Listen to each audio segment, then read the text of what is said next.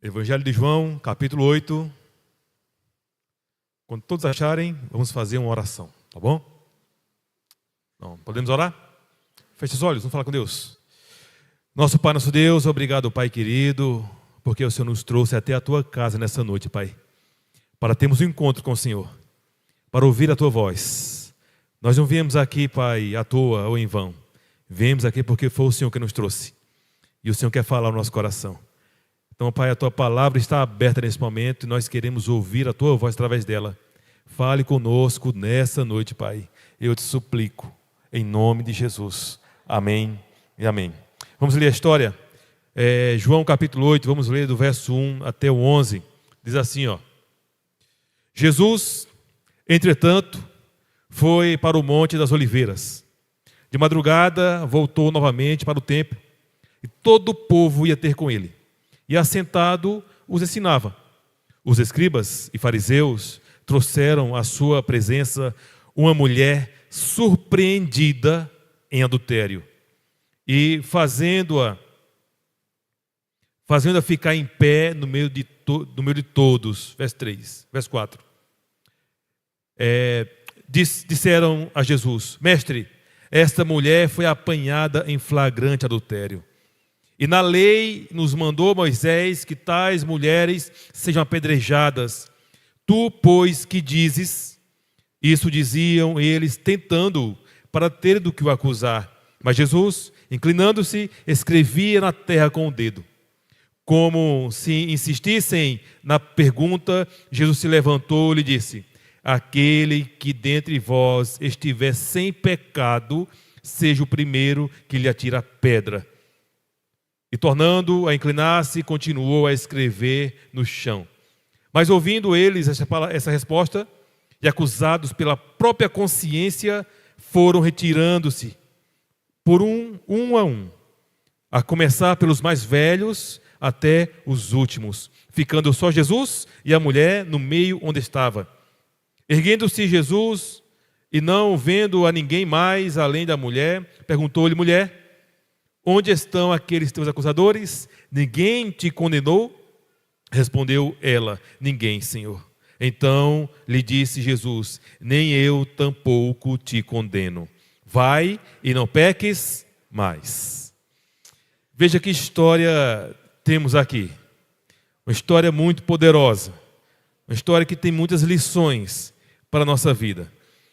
A história conta que estava havendo uma festa lá em Jerusalém, uma grande festa. E nessa festa havia pessoas de todas as nações. A cidade de Jerusalém estava fervendo, tanta gente. Lotada de pessoas de várias localidades diferentes. A cidade estava cheia de pessoas, de turistas, pessoas de outros lugares. Então era uma grande festa. Tinha muita gente naquela cidade e o texto fala que os escribas e fariseus, eles estavam tentando encontrar uma maneira de acusar Jesus, de pegar Jesus de alguma maneira, colocar Cristo num beco sem saída. Então eles procuravam essa maneira e encontraram uma mulher que estava em adultério. Então eles pegaram essa mulher e trouxeram até Jesus. Agora veja, o pecado do adultério era um dos piores pecados para o povo de Israel, para o povo judeu. Os rabinos ensinavam que todo judeu deveria morrer antes de cometer assassinato, idolatria e adultério. Então era muito clara a lei. Então era um pecado que era mortal. Então ninguém poderia cometer esse tipo de pecado. E aquela mulher, ela tinha consciência disso. Bom, agora veja. O texto fala que Jesus, ele foi para o Monte das Oliveiras e de madrugada ele voltou para o templo. O verso 1 é uma continuação do verso 53 do capítulo 7, onde diz que todos foram para as suas casas, menos Jesus, porque ele não tinha casa. Então ele foi para o Monte das Oliveiras e lá ele passou a noite e de madrugada ele voltou para o templo. E quando ele estava ali no templo ensinando, chegou aquela multidão, arrastando aquela mulher diante de Cristo, e o verso 3 diz que aquela mulher foi apanhada, ela foi surpreendida em flagrante adultério. A mulher, ela foi pega no flagrante, ela foi descoberta. Talvez Aquela mulher já praticava esse pecado há anos, e ninguém nunca soube, ninguém nunca descobriu. E a cidade cheia de gente, então ela aproveitou para continuar vivendo nessa prática do pecado. Aquela mulher já havia se deitado já com vários homens, e ela acreditava que nunca iria ser pega. Ela pensou que de repente nunca fosse surpreendida. Então, o texto fala que ela foi surpreendida. Escuta a coisa aqui, meu irmão. Olha aqui para mim, ó. Um dia a casa cai. Um dia a casa cai. Aquela mulher, ela foi apanhada em flagrante adultério, no dia que ela menos esperava, no dia que ela não acreditava que isso ia acontecer, no dia que ela não esperava que isso acontecesse, ela foi pega, ela foi descoberta, ela foi exposta. A mulher, ela foi descoberta, o seu pecado a encontrou. Então não existe nada que seja encoberto que não venha a ser descoberto. Aquela mulher, ela foi exposta e envergonhada, o pecado dela encontrou. Lá em Números 32, verso 23 diz que um dia o teu pecado te encontrará. O dia da queda chegou, o dia da vergonha chegou, e ela não esperava que aquele dia fosse o dia da sua vergonha. Ela não esperava que aquele dia fosse o dia da sua queda. Ela foi surpreendida. Meu querido irmão e irmã que está aqui, no dia que você menos esperar, no dia em que você não imagina, talvez seja o dia da sua vergonha. Aquela mulher, ela vivia uma prática do pecado, onde acreditava que nunca ia ser pega. Mas ela foi surpreendida e foi levada no meio da multidão, onde todos ali viram e sabiam agora qual era o estilo de vida daquela mulher. Ela foi completamente exposta pelo seu pecado. Agora, veja o que aconteceu. Ela foi exposta. Ela foi levada diante de Jesus, no meio da multidão, no templo, a cidade cheia de gente. Ela foi exposta para que pudesse abandonar o seu pecado. Nós podemos abandonar o pecado de duas maneiras. Ou você abandona o pecado reconhecendo, abandonando e mudando de vida. Ou você abandona o seu pecado quando você for descoberto e exposto por ele.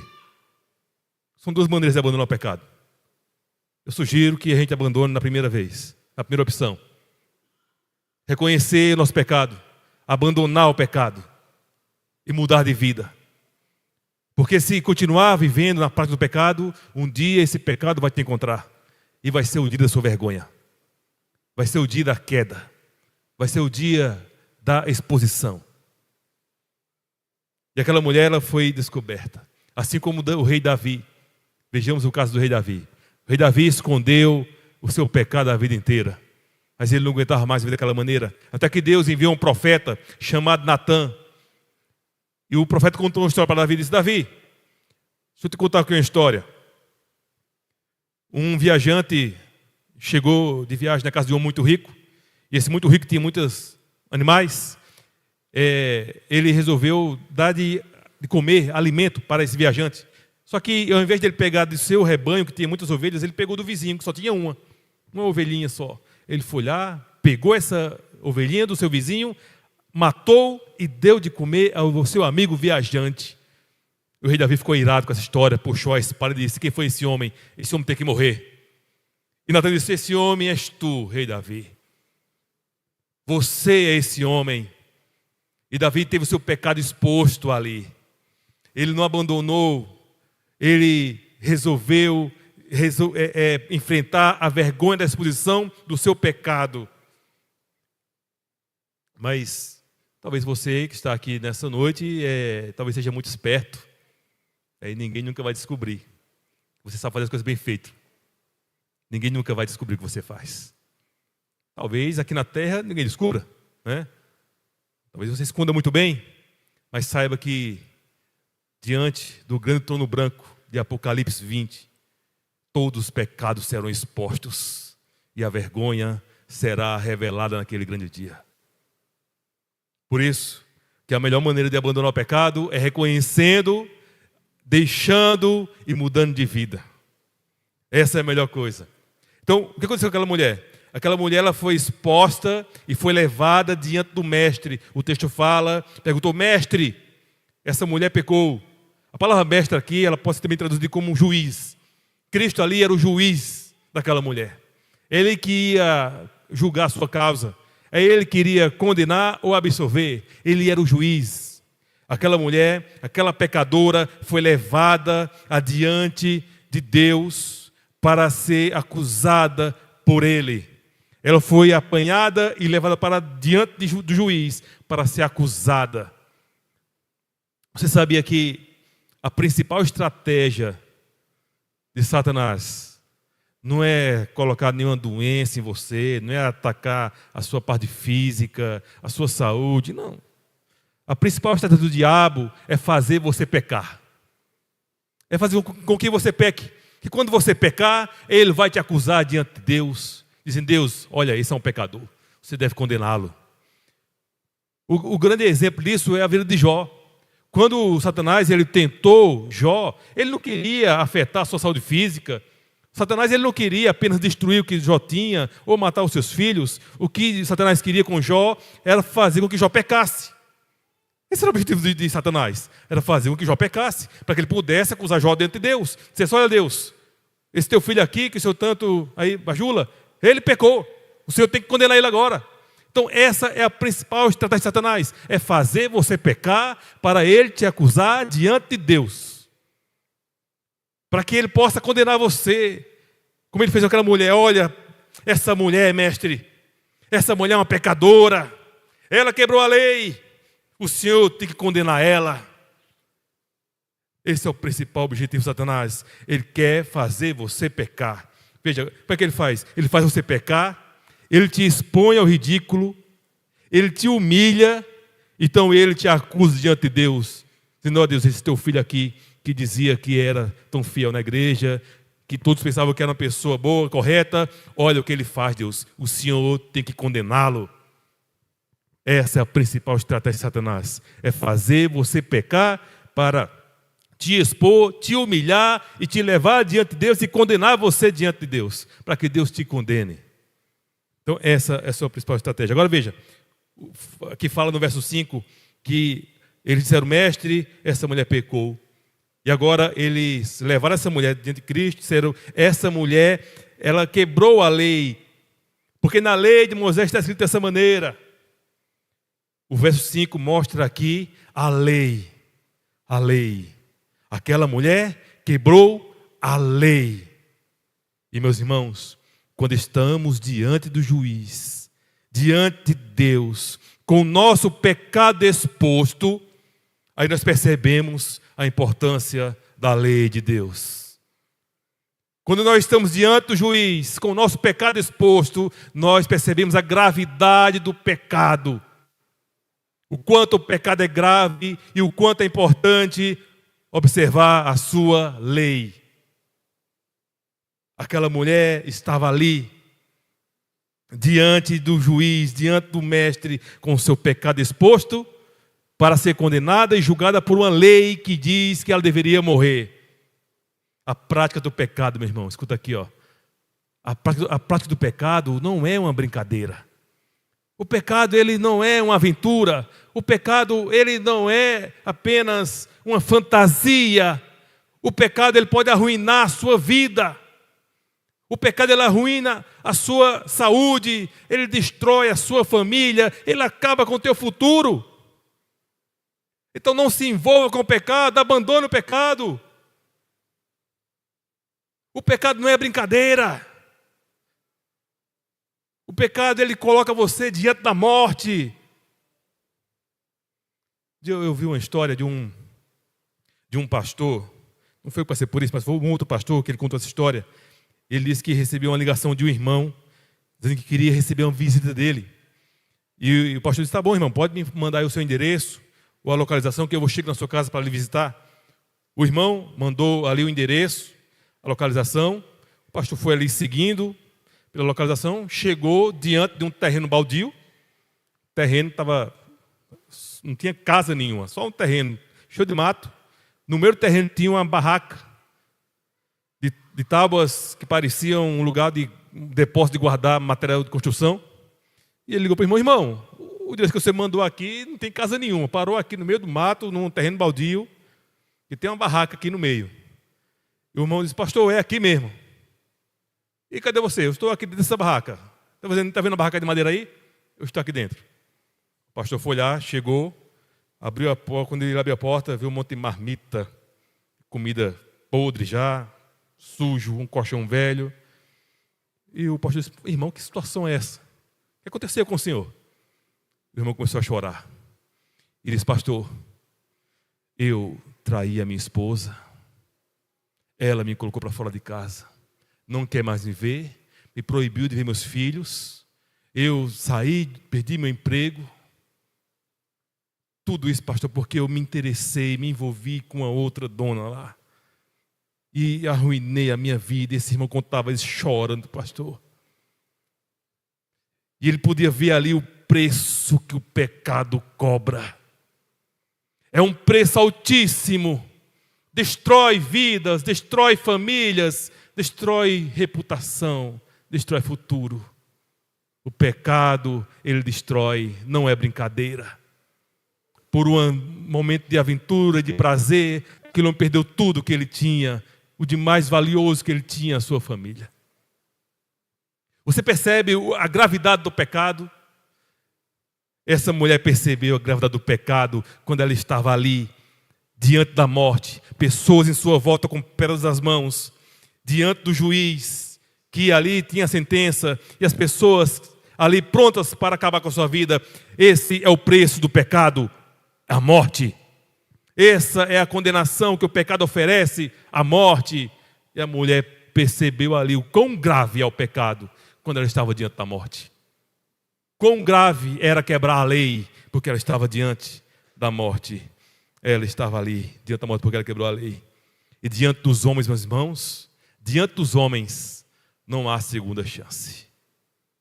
Os homens, eles condenam. Por isso que eu te aconselho a quando você pecar e se arrepender, confesse seu pecado a Deus. Vá até Ele. Porque enquanto a porta da graça não fecha, vá até Ele, que talvez você tenha mais chance do que ser julgado pelos homens. Os homens ali queriam condenar aquela mulher. Os homens queriam matar aquela mulher. Agora veja o que aconteceu. Diante de tanto alvoroço, e as pessoas ali insistindo que Cristo julgasse aquela mulher, e ele não falava nada, só escrevia no chão. Mas ele se levantou, no verso 7, e disse para aquela mulher, e disse para aquelas pessoas, aquele dentre vós que estiver, o quê? Sem o quê? Sem pecado, que atire a primeira pedra. O que Cristo está querendo dizer com isso aqui? O que ele está querendo dizer? Ele não está querendo dizer que quem nunca pecou atira a primeira pedra. Ele também não está querendo dizer que quem não é pecador. Não. O que ele quer dizer aqui, nas entrelinhas, é mais ou menos isso, ó, que ali só eram homens que queriam proteger aquela mulher. Então Cristo está querendo dizer o seguinte: aquele que dentre vós também não tem o mesmo desejo de se deitar com essa mulher, atira a primeira pedra. Aquele que dentre vós não tem o desejo também de fazer a mesma coisa com aquele que estava fazendo com ela. Quem não tiver o mesmo desejo de fazer isso também com ela, atira a primeira pedra a você também. Aqueles homens foram acusados pela sua consciência, porque eles também tinham o desejo no coração de se deitar com aquela mulher. Esses são os fariseus, são hipócritas. Eles acusam os outros daquilo que ele tem desejo de fazer também. O fariseu, ele acusa o outro daquilo que ele tem desejo de fazer, ou também faz, só que ninguém sabe ainda. O fariseu vive a vida de pecado, mas como ninguém descobriu, então ele dá uma de santo. E ele acusa o outro. Então Cristo está dizendo, vocês têm um desejo também de se deitar com essa mulher. E vocês estão querendo condenar ela. Então quem não tem o mesmo desejo no coração aí, seja o primeiro. O texto fala que os mais velhos começaram a se retirar. Os mais velhos dando um exemplo para os mais novos, né? A palavra de Cristo pesou a sua consciência. Eles foram acusados pela própria consciência, fala o verso 9. A própria palavra de Jesus, meu irmão. A palavra de Jesus que está sendo pregada nessa noite, ela vai fazer com que você tenha consciência do seu pecado e que você abandone o seu pecado. A palavra de Cristo, ela tem poder para fazer você ter consciência do seu erro e que você mude ele, abandone o seu pecado e mude de vida antes que seja exposto e envergonhado pelo seu pecado. A palavra de Cristo trouxe consciência para aqueles homens, a consciência do seu pecado, seja um pecado revelado ou não. Aqueles homens foram embora porque eles tinham o mesmo desejo, o mesmo pecado estava no seu coração.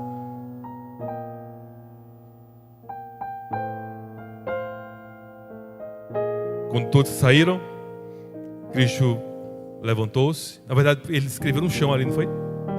A gente não sabe o que ele escreveu no chão. Ninguém sabe o que ele escreveu ali. Isso é um mistério. Mas a gente deduz, né? Então, provavelmente, ele estava escrevendo o nome de cada um que tinha o desejo do coração de deitar-se com ela. E talvez eles viram o nome dele no chão ali, por isso que saíram fora.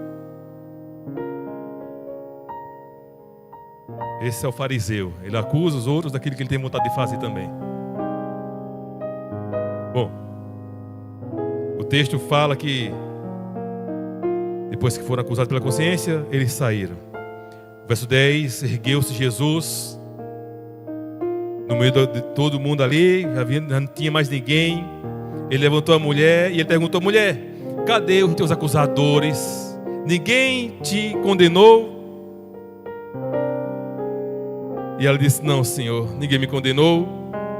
Então ele disse também: eu tampouco te condeno. Eu não te condeno também, mulher. Veja, nós temos que ter cuidado aqui com uma coisa. Nós não podemos correr o risco de pensar que Jesus está minimizando o pecado daquela mulher e está passando a mão na cabeça dela. Não é nada disso. Viu? Talvez a gente seja tentado a pensar isso, que aquela mulher foi pega em flagrante adultério, é um pecado grave, de morte, e a gente é tentado a pensar que Jesus está minimizando, ou que está tratando o pecado como uma coisa sem importância, mas não. Cristo está querendo dizer para aquela mulher: filha, eu não te condeno agora, mas vai e não peques mais, para que eu não te condene no futuro quando eu voltar. Ou seja, enquanto você está viva, mulher, vai e mostra que você pode ser melhor do que isso. Vai lá e mostra que você pode ser uma pessoa melhor. Mude de vida. Não peques mais. Não peques mais. Então Cristo estava querendo dizer isso para aquela mulher. Ele não está aqui passando a mão no pecado. Ele não condenou ela naquela hora. Mas se ela continuasse a sua prática, ela seria condenada quando ele voltasse. Agora Cristo falou: eu não te condeno, vai e não peques mais. Deixa eu fazer aqui uma pergunta para você, fazer aqui uma enquete com a igreja, tá? Quantos aqui acham que aquela mulher ela foi salva quando Cristo disse: eu não te condeno? Ou você acha que aquela mulher foi salva quando ele disse: vai e não peques mais? Para ver, quem acha que foi quando Cristo disse: eu não te condeno? Levanta a mão. Tá, 1, 2. Quem acha que foi quando ele disse: vai e não peques mais? Levanta a mão. A grande maioria esmagadora acha que foi quando ele disse: vai e não peques mais, né? A grande maioria está errada. Pois é mesmo. Veja, a salvação ela advém porque Cristo não nos condenou. Ele não nos condena, filho, eu não te condeno. A salvação ela vem porque Cristo não nos condena. Aqui vem a salvação. Ela foi salva quando Cristo: filha, eu não te condeno, você está salva. Agora, para se manter salva, vai e não peques mais. Nós somos salvos porque Cristo não nos condenou e Ele pagou o nosso preço lá na cruz. Ali vem a salvação. Cristo nos libertou, Ele pagou o nosso preço, Ele não nos condenou, Ele assumiu a nossa morte e morreu na cruz. Mas depois que Ele morreu na cruz e nos deu a salvação, Ele disse: agora, filho, vá e não peques mais. Isso seria o quê? A vida de santificação. a mudança de vida, abandonar o pecado, largar a mão do pecado, porque um salvo, ele não vive pecando. Outra coisa que às vezes muitos irmãos têm dúvida é com respeito à sua salvação. Você tem certeza da sua salvação, meu irmão? Vez quando a gente pergunta isso no JA, quem aqui tem certeza da salvação? Algum outro levanta a mão, né, com medo ali e tal. Você tem certeza da sua salvação? Não. Como saber se eu estou salvo ou não, pastor? Como saber se eu estou salvo ou não? Veja, a melhor maneira de você saber se você está salvo é se você não gosta mais do pecado. O salvo, ele não gosta de pecar. Ele peca, mas ele não gosta de pecar. O salvo, ele tem ódio do pecado. O salvo, ele tem raiva do pecado. O não salvo, não. O não salvo, ele peca e está tranquilo. O não salvo, ele peca e não sente remorso nenhum. O não salvo peca e para ele está tudo certo. Mas quando o salvo peca, o salvo, ele chora quando ele peca. Quando o salvo peca, ele sente remorso, ele sente desgosto. Quando o salvo peca, ele fica triste, ele sente tristeza pelo seu pecado.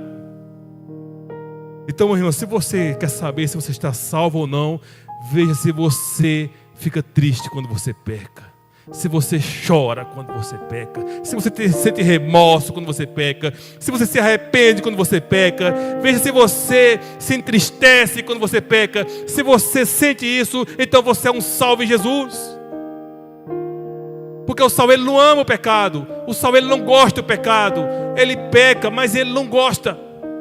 Porque o pecado na vida do crente, meu irmão, ele deve ser um acidente de percurso. O salvo, ele não vive a prática do pecado. O salvo, ele não tem o pecado como um hábito de vida. Ele peca porque é um acidente. Pecou por acidente. Então ele se arrepende, ele chora, se levanta e continua caminhando. Mas o não salvo não sente tristeza nenhuma com o pecado. Ele peca, está tudo certo, está normal. O pecado do não salvo é um estilo de vida dele. Então, se você não sente remorso nem tristeza quando você peca, então se preocupe. Talvez você seja um não salvo. Porque o salvo, ele vai e não peca mais. Ele não peca mais. O pecado não faz parte da sua vida. O salvo, ele é fiel a Deus. O salvo, ele honra a Deus. O salvo, ele comete deslizes, sim, porque é da nossa natureza. Mas ele não fica lá no chão caído. Ele se levanta, pede perdão e recomeça a caminhada. Por isso que Cristo disse para aquela mulher: filha, eu não te condeno, mas vai e não peques mais. Mude de vida. Abandone o seu pecado. Abandone esse estilo de vida. Eu te salvei para você não pecar mais. Eu te salvei para você viver como um santo, em santidade, obedecendo a lei, porque você viu o peso da lei. Quebrar a lei é estar de cara com a morte. Por isso, seja fiel à lei, seja fiel à minha palavra, seja fiel ao que Deus diz. Se você, meu querido irmão, que está aqui nessa noite, sempre deseja no coração, diz: Deus, me ajuda a me libertar do meu pecado. Eu não quero mais, Pai, viver na prática do pecado, Deus. Eu quero viver, Pai, em santidade. Eu quero viver a Tua palavra. Eu quero viver como um salvo, não como um perdido. Eu quero ter prazer na Tua lei, prazer em Tua palavra, prazer em Tua casa, prazer em Tua obra. É assim que vive aquele que vai e não peca mais. Quantos aqui nessa noite quer dizer: Deus, me ajude, perdoe meus pecados, me faz mudar de vida. Eu não quero mais viver no pecado, Senhor. Eu não quero mais. Tem alguém que quer dizer para Deus hoje? Deixa eu ver sua mão. Amém.